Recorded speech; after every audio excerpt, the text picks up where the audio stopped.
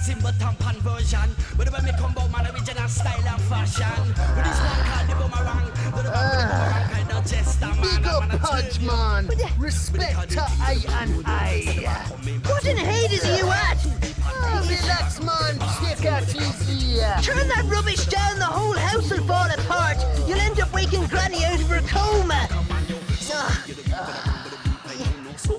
What's that you're smoking? This be some special rhubarb leaf, man. I think you should try some. It mellows you out. Dig it, man. Jesus! What are you doing that for? You're wrecking me buzz. I wreck more than your buzz. Mrs. Minge hasn't been dead a day, and you're already reefing stuff out of her allotment. But she's got some great oriental herbs in there. You do well to stay clear of that wacky backy. You'll end up on the highway to oblivion, like Brad Fikowski from Methane, Michigan. It was an important day for Brad, one that was going to change his life for the better. Or at least, that's what he thought.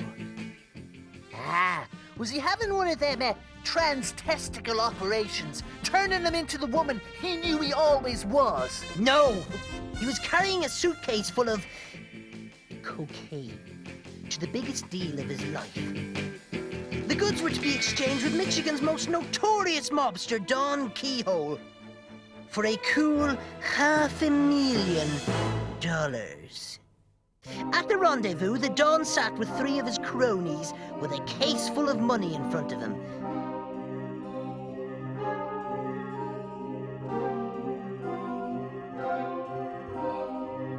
We gotta check the goods first, said the Don.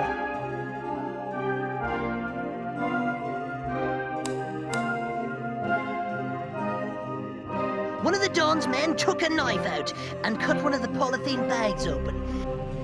As he raised the powder to his mouth, Brad pulled a gun and shot everyone in the room dead.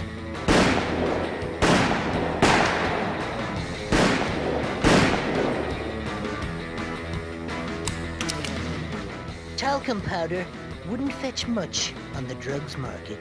Now that's what I call living on the edge. Yeah, right. He had taken a huge risk, but he was so confident that he'd get away with it. He jumped into his car and sped off on a predetermined route. So far, everything was going as planned. Just then, his mobile phone rang. Who could it be? He wasn't expecting a call. It kept on ringing. He picked it up. "Hello, Brad. Listen carefully," said the voice. "Don't take the next left. The cops are onto you. One of the Don's men was wired. Go straight to the hideout, and I'll call you back." Brad was confused. Who the hell was that? Was it a setup?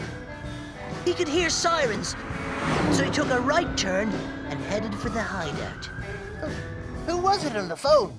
Well, the voice sounded familiar, but he couldn't quite place who it was.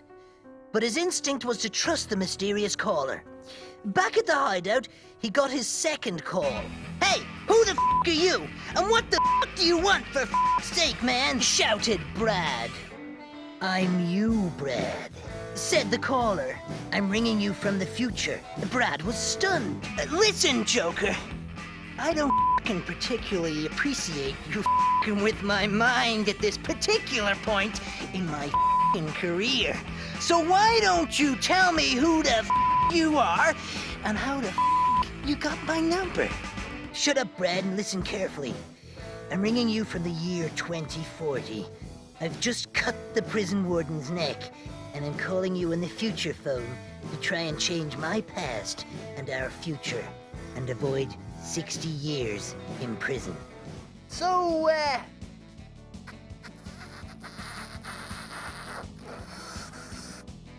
it was himself ringing himself from the near future. It's hard to believe. Indeed.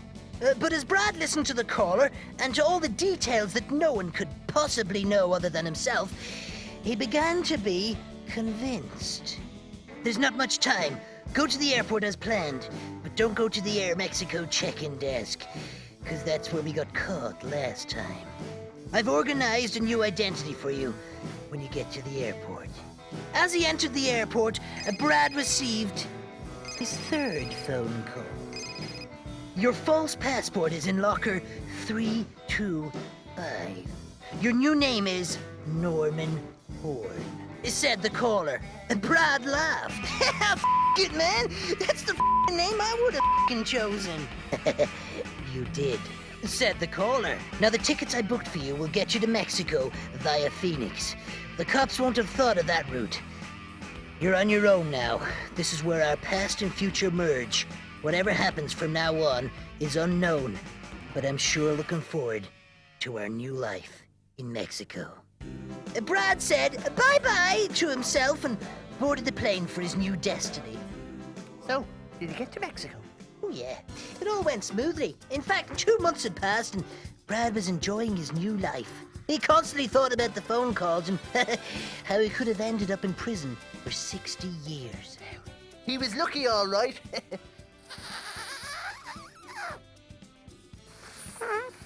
Spending all his ill-gotten gains in high living and bizarre sexual antics. No, he was a bit more cautious than that. He had a bit of cop on. In fact, one day he brought his suitcase full of money down to the bank. He was going to put it in there for safekeeping. As Brad was crossing the road, his mobile phone rang.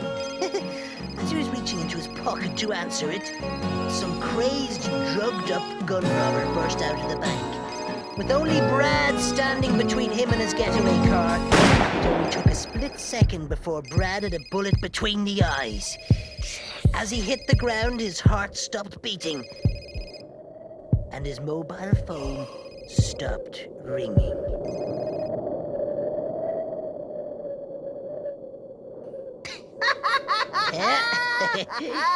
Jesus, that's shocking. Of course, if you live by the sword, you die by the sword. Indeed, indeed, indeed. So, what's that wacky-backy stuff like? Oh, it's great. Right. You should have a go. No. Go on. No, it Go wouldn't on. affect me. I have a strong constitution. Go on, have a go. That would maybe... Well, hear this. Quincy Bones and Simba. Come on, this is some righteous weed, Hit me with some sensational sound. Right in the body. Alright. Hey man, it's really good, man.